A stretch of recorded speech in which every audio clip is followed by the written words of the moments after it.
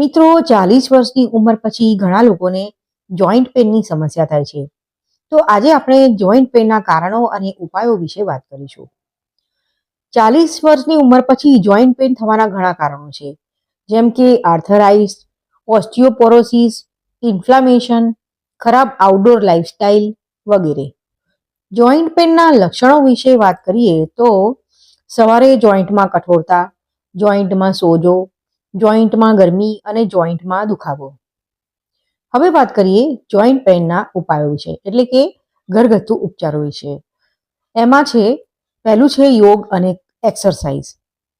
બીજું છે ગરમ અથવા ઠંડા પેકનો શેક. ત્રીજું છે પેનકિલર દવાઓ. અને ચોથું છે ફિઝિયોથેરાપી. જોઈન્ટ પેન એક સામાન્ય સમસ્યા છે, પરંતુ તેનો ઉપાય છે. આપણે યોગ, એક્સરસાઇઝ અને અન્ય ઉપાયોનો ઉપયોગ કરીને જોઈન્ટ પેનને ઘટાડી શકીએ છીએ.